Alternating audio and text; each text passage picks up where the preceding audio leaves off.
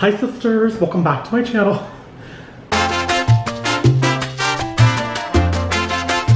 Hi, it's me. As you can probably tell, I finally broke down and bought a ring light, so I'm super excited for that. For today's video, I posted on Facebook, Instagram, Snapchat, and all my other social medias and asked my friends and family members to comment their favorite / funniest moment that they shared with me. I got a bunch of responses and I'm very excited to read them all and tell you more about each and every one of them. So, let's get right into it.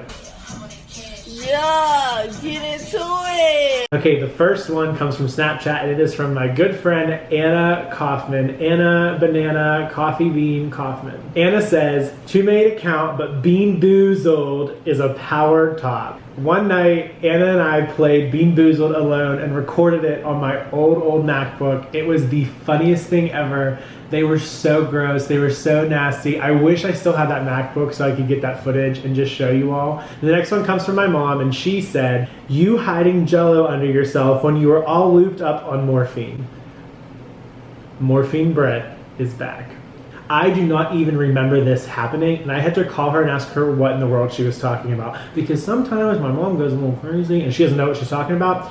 But apparently it happened. When I got tonsillitis, I didn't eat anything for like 3 days prior to being hospitalized. So then when they finally brought me like liquids like Jello and soup and like juice, I was able to finally eat it because the morphine was taking the pain away. So I would hide the food and ask them for more because I was like, oh, they forgot to give me Jello, but I'd be hiding like 6 Jello cups in my covers just so I can keep eating them. Next, from Instagram, Gia Nicole, a fellow vlogger, my good friend Gia. She said, "Your mom piercing my ear. You weren't there, but you know the story." I recall this very fondly that before one of the recitals, Gia's ears had closed up and my mom had to re-pierce her ear with an earring.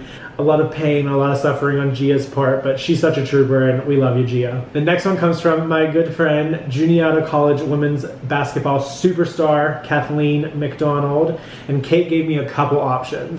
The first one is when I gave birth to twins after eating Panera bread. One time I ate Panera bread with Kate and our friend Kayleigh, and it made me very sick, and in the middle of the night I had to crawl to my toilet to deliver what was a set of twins because I just had to get it all out of my system.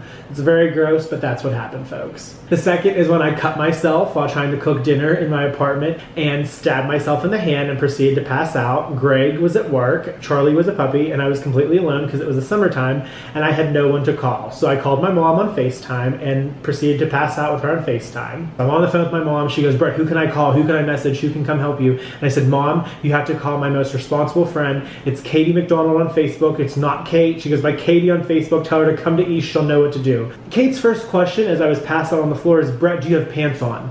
And I said, "Yes, Kate, I don't cook in the nude, I'm fully clothed." And she came and saved the day. And the third one she gave me was when the golf cart that we used while we were on duty at Juniata disappeared and rolled down the hill.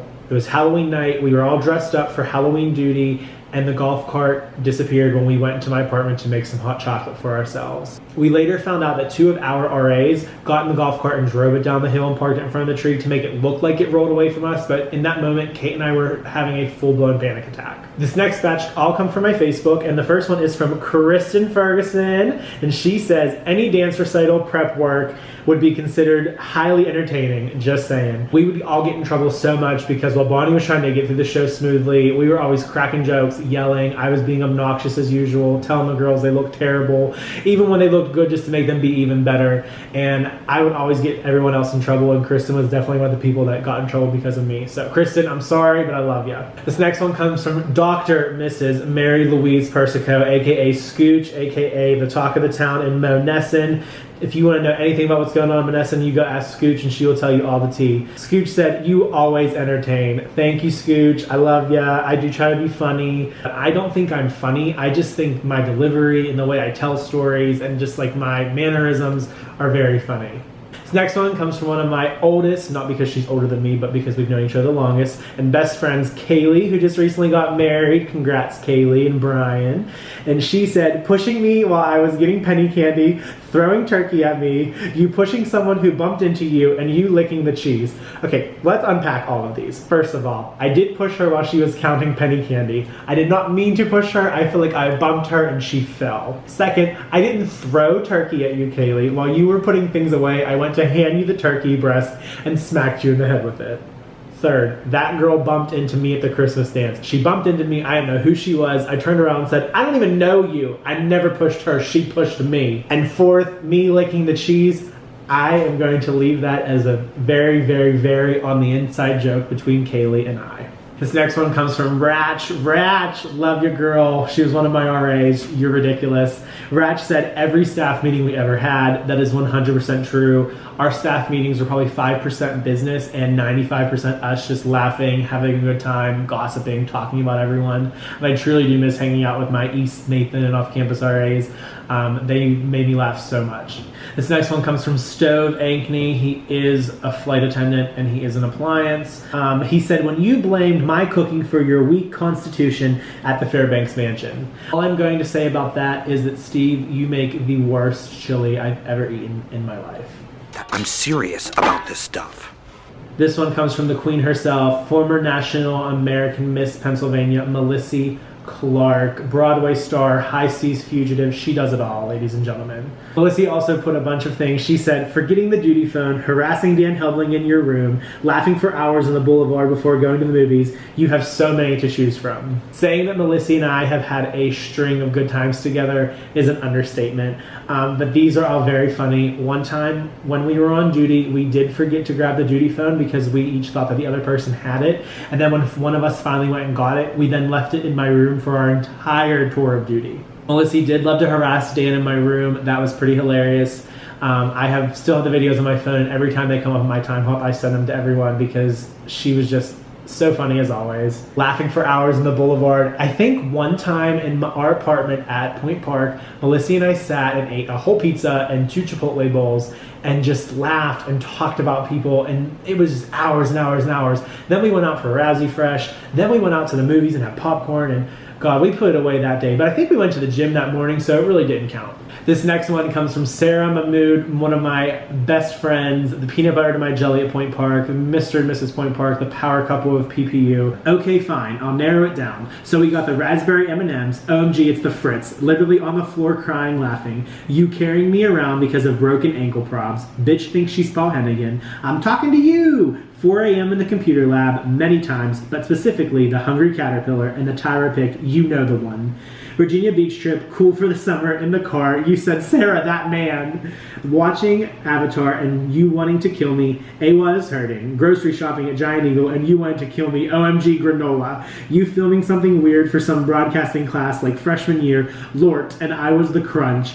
The Phonathon pizza tally, and that's in no particular order, just to name a few. A ting, I love you so much. TMB. Sarah and I met our freshman orientation at Point Park and we're best friends until this very day. So this is probably just 1/100th of the funny things that happened to us. The Virginia Beach trip when we were singing in the car and this guy in the car next to us saw us and was like, and then we saw him, we were like, oh my God, we were so embarrassed. AWA is always hurting. Sarah watched Avatar and could not make it through 4 minutes without asking at least 6 questions. She took forever to shop at Giant Eagle one time and we were just about to get into the line and she was like, oh my God, I need granola. And I was like, oh my God, are you kidding me? I did make her play a very hippie, crunchy character in one of my broadcasting assignments. The Hungry Caterpillar. I took the funniest picture of Sarah that I've ever taken in my life.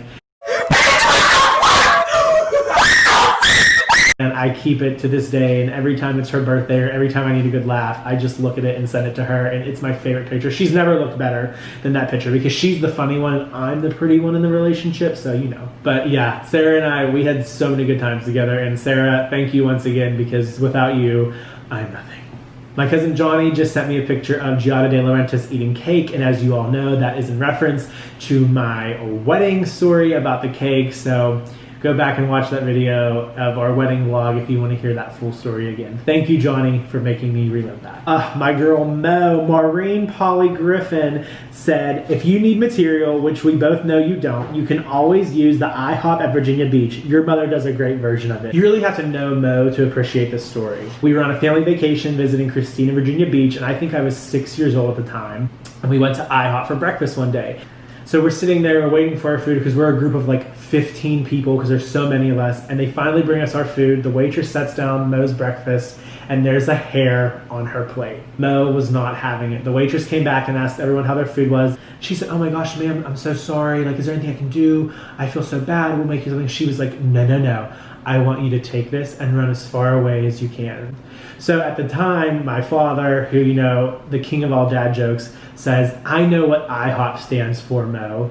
One hair on plate."